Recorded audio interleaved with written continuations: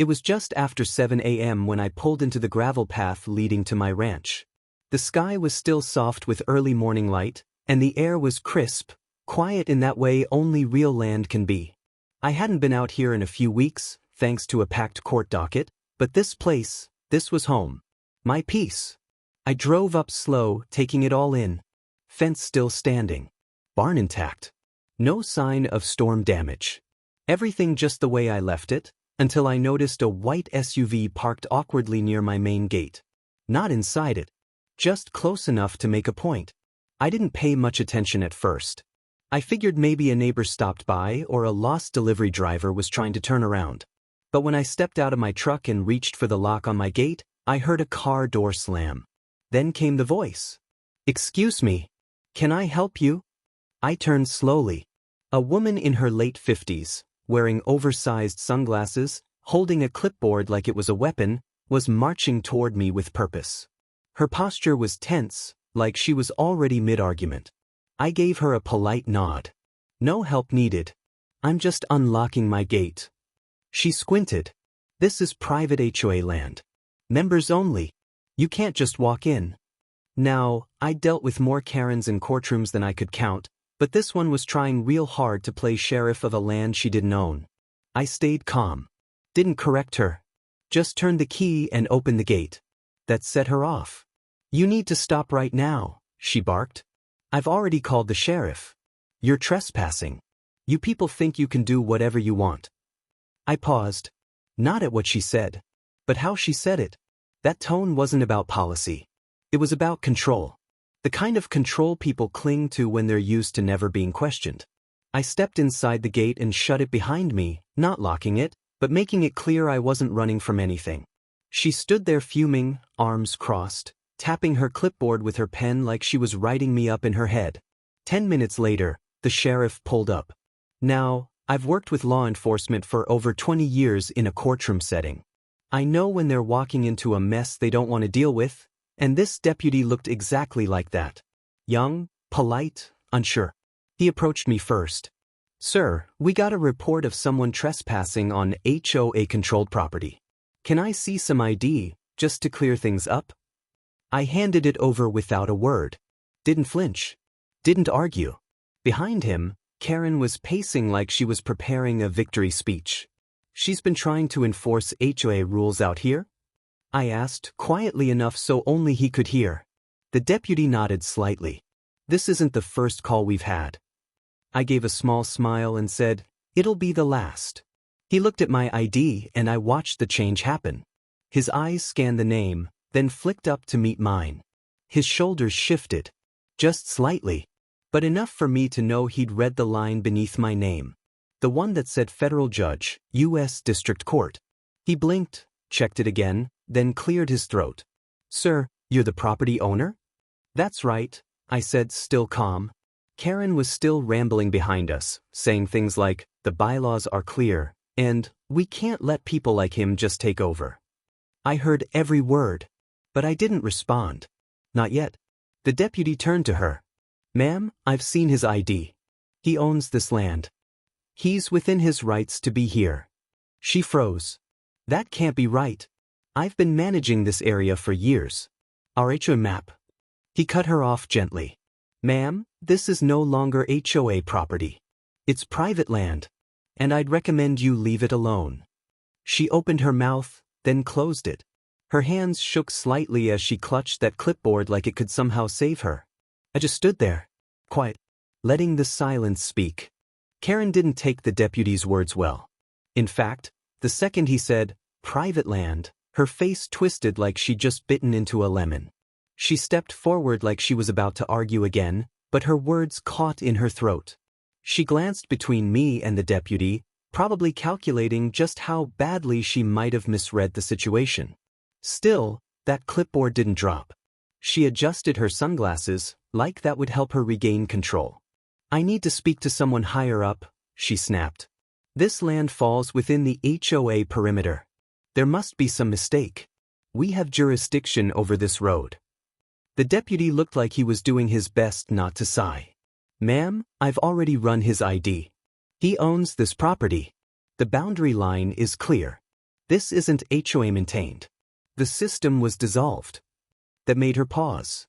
Dissolved, she echoed, voice rising a notch. No, that's not possible. I reorganized it myself. We filed our paperwork.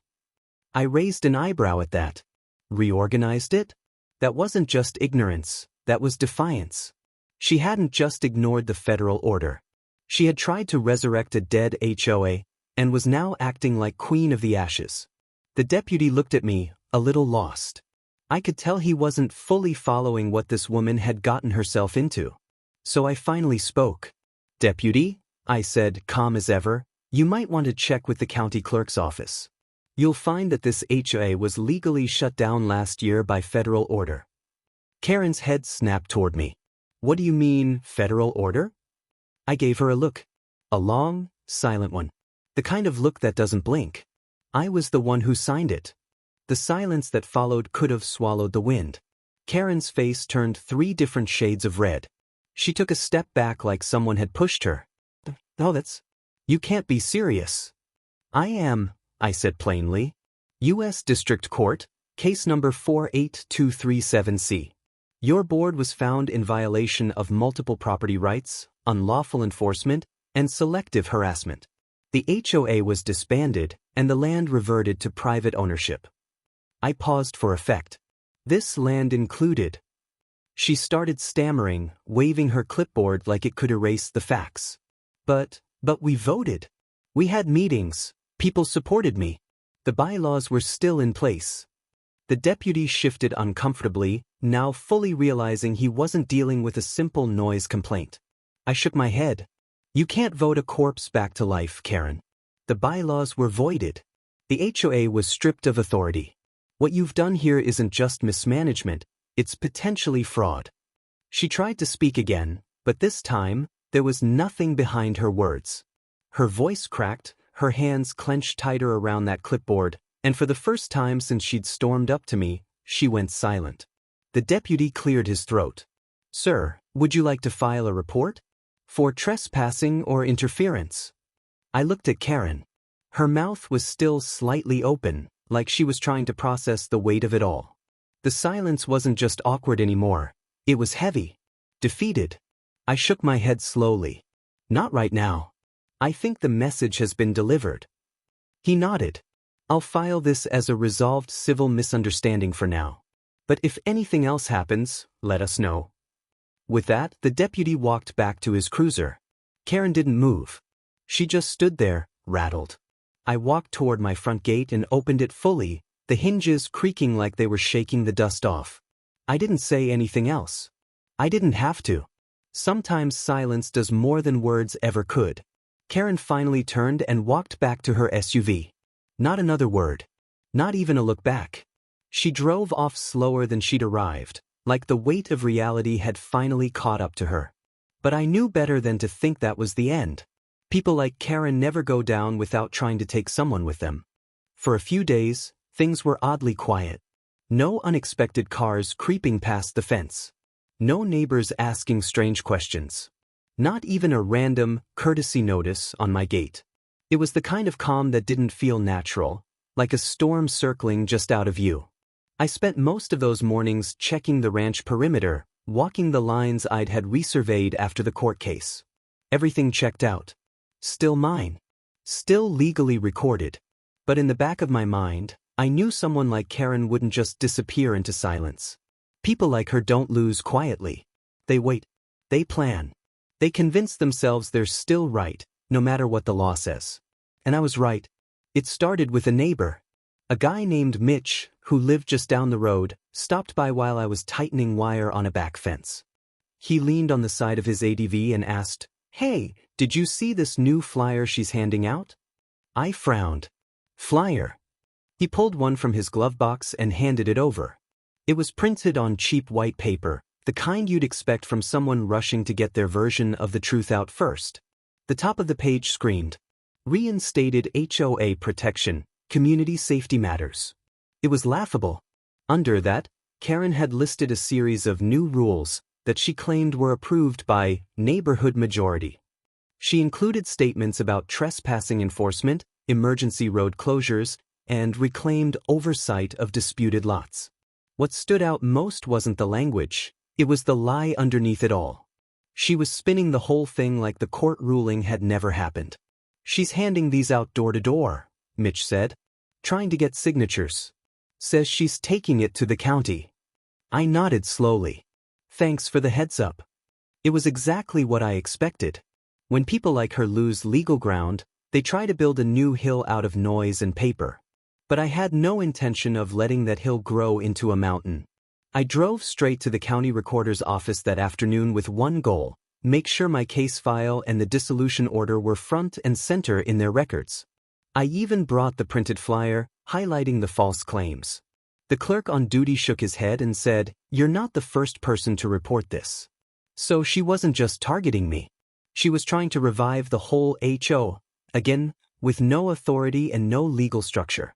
And she was dragging unsuspecting neighbors into her mess. Back at the ranch, I set up trail cams, 2 more than before. One by the eastern gate, one near the service road that Karen liked to use to sneak her little inspections. I didn't want drama. I just wanted evidence, in case she stepped over the line again. And wouldn't you know it, 2 nights later, the cameras caught something. There she was, flashlight in hand, walking along the eastern trail with that same clipboard. Same outfit. Same energy. She didn't go far in, just enough to peer at the barn from a distance. She paused, scribbled something down, then walked back out the way she came. I downloaded the footage, saved it with timestamps, and printed a still frame. Then I did what I probably should have done sooner. I called my lawyer. When I told him what was happening, he didn't hesitate. "She's building a case," he said. "Probably hoping to claim you're violating community use or failing to maintain the property." I almost laughed. "She's trying to flip the script." "Exactly," he replied. "But we're going to get ahead of it." He sent a formal cease and desist letter that same day. Certified. Documented. With all the legal backing of the original HOA shutdown order attached. Karen signed for it. But the next morning, my mailbox had a note inside. No envelope. Just a torn piece of yellow paper, written in red ink. "You don't belong here. This isn't over." That's when I knew. She wasn't done. She wasn't just trying to reclaim power. She was planning something. The next few days passed with a strange kind of tension in the air. Everything looked normal on the surface. The sun still rose over the ridge, the cows still gathered at the creek, and the wind still rustled the dry grass like it always had. But I wasn't sleeping quite as easily. I double-checked the gates twice at night. The trail cams were getting reviewed every morning, like clockwork. Then the phone rang. It wasn't the sheriff. It wasn't a neighbor. It was someone from the county planning department, a young man named Caleb who sounded nervous just introducing himself.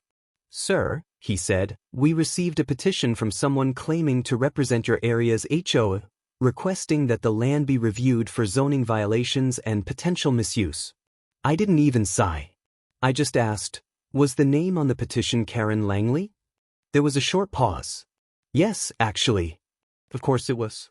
I thanked him for the heads up and told him I'd send over the federal order, the court case records, and proof that there was no legally active HOA.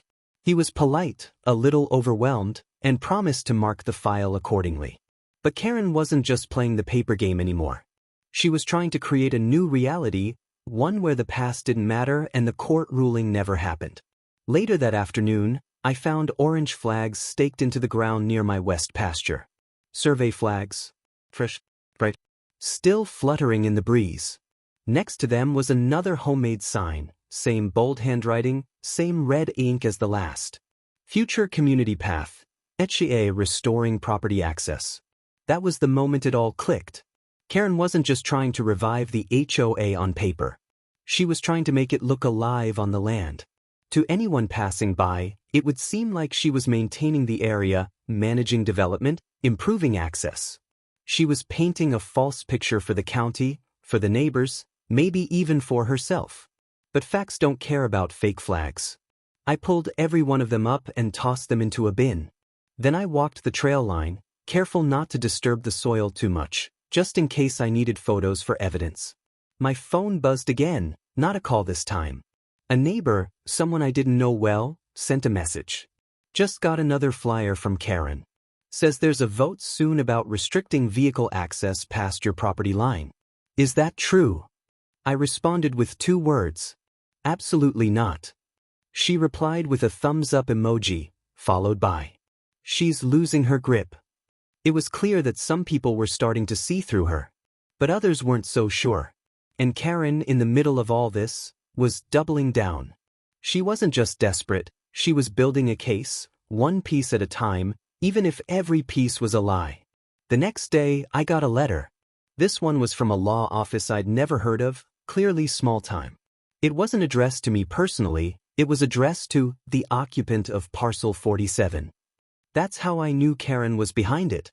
The letter claimed that my activities on the land were inconsistent with community standards, and that a review panel was being formed to determine whether access roads could be restricted to protect neighborhood harmony. It was legal theater, a stage play, and Karen had cast herself as judge, jury, and HOA queen all over again. But she still didn't understand the one thing that mattered most. You can't intimidate someone who knows the law better than you. I forwarded the letter to my attorney. He laughed on the phone. This is getting ridiculous, he said. We could file a restraining order at this point. I told him we'd wait. I wasn't done watching her unravel. Because sometimes, the best thing you can do to someone who wants control is let them keep digging. And Karen? She was digging fast, deep, and with her eyes closed. 2 days later, I found a drone hovering over my property. It was early in the morning again, just after sunrise. I was sipping coffee on the porch when I heard the faint, high-pitched buzzing. At first, I thought it was just a horsefly. Then I spotted it, silver body, blinking lights, low sweep over the barn. It wasn't subtle. And it wasn't accidental. I watched it make a slow pass over the northern fence line, then curve around the side pasture like it was mapping the entire property. I didn't panic. I didn't wave it off. I just walked inside, grabbed my phone, and snapped a video. Then I called the sheriff's office. When the deputy arrived, I played the clip back for him. He nodded, arms crossed, clearly annoyed. This isn't the first drone complaint this week, he said. Someone else a few roads over had the same thing happen. Any chance it's Karen again? I asked. He gave me a look. Does a chicken lay eggs? That answered that. The deputy wrote up a report, took the footage, and said he'd log it as harassment. It wasn't much, but it was something. Another crack in Karen's mask. Another breadcrumb in the trail of her desperation. After he left, I stood out by the fence for a while. No drone came back. No cars passed. Just silence and heat settling over the land.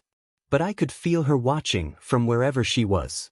I knew Karen, or someone she sent, would be reviewing that drone footage, spinning whatever story she could out of shadows and fences. Later that evening, I got another text from a neighbor. This one was more alarming. Karen posted a list. It has your address on it. Says you're violating emergency use regulations by blocking common roads. Attached was a blurry photo of a printout posted on the neighborhood bulletin board. Karen had actually typed up a violation list, as if her defunct HOA still had teeth. My name was at the top. The claims were nonsense: restricted gate access, failure to allow pedestrian passage, lack of signage. She was making things up out of thin air now, trying to frame me like a threat to the neighborhood. And she still didn't realize just how bad that could go for her. Because I wasn't just a guy with a ranch and a court order, I was still an active federal judge. My name was on cases more serious than she could imagine. And if she thought she could print lies, post them in public, and get away with it, she was about to learn what defamation actually meant. The next morning, I drove to town. Not to confront her. Not to start a scene. Just to quietly gather. I visited the local bulletin board, took clear photos of the list, time-stamped everything. Then I walked into the sheriff's office and dropped off a formal statement. This has gone beyond harassment, I told them. This is slander. Public, targeted, and with intent. The clerk behind the desk nodded, already pulling up my previous incident reports.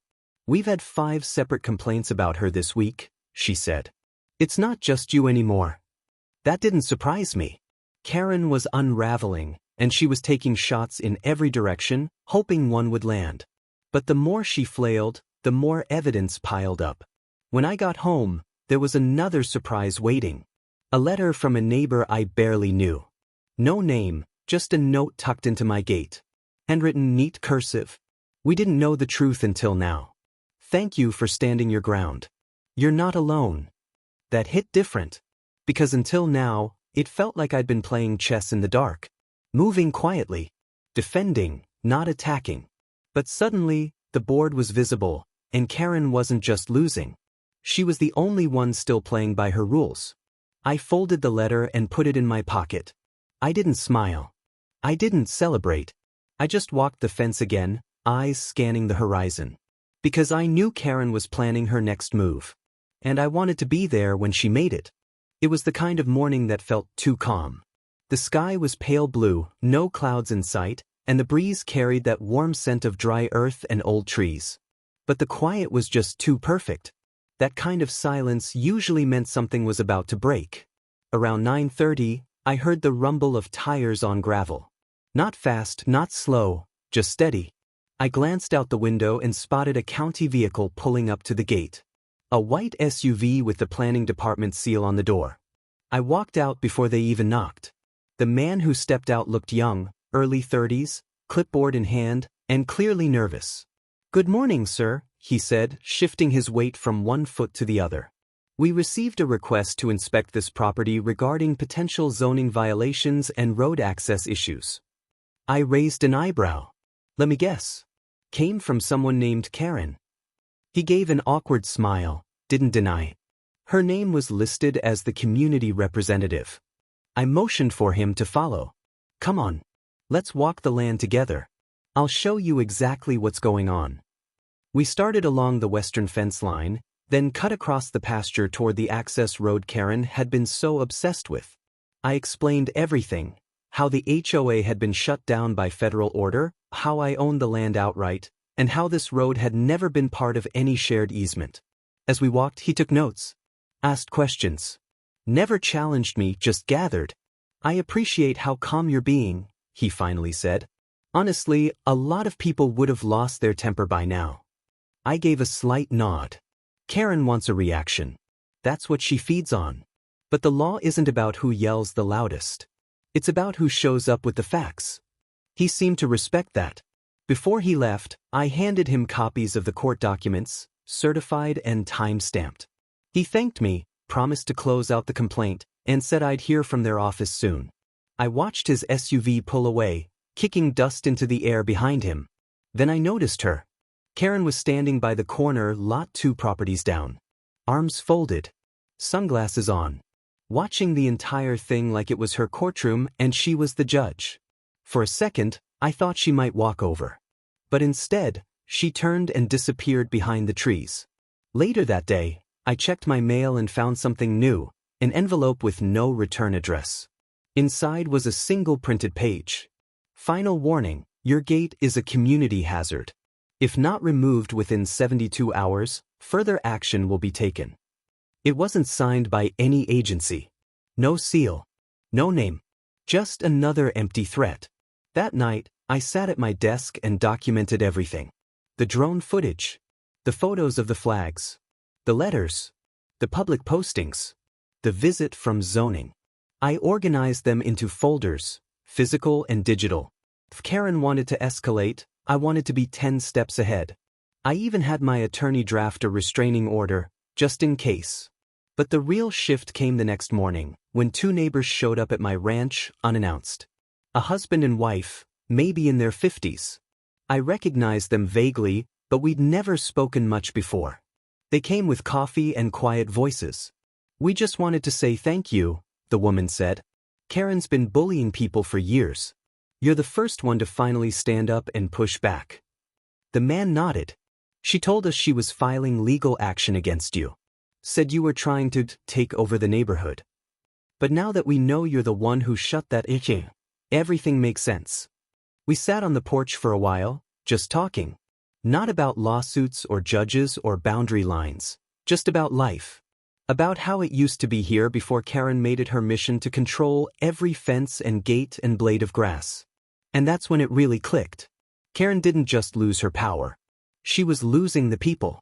Her control was built on fear, on silence, on convincing everyone she had authority. But the moment one person stood up, really stood up, the cracks spread fast. Quietly. Naturally. Like the land reclaiming itself.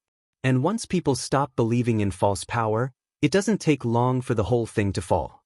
2 days later, the sheriff showed up again, but this time, he wasn't here because Karen called him. He knocked on my gate just as I was coming back from feeding the horses. I met him halfway down the path, wiping dust from my gloves.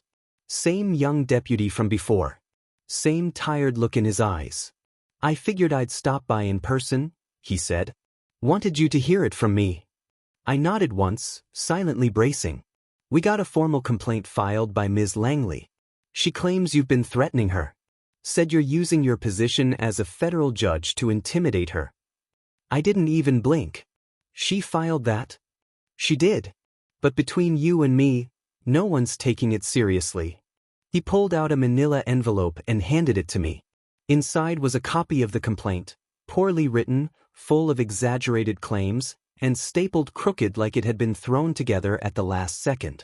No legal backing, no evidence. Just more noise. "She's doubling down," I muttered, scanning the pages.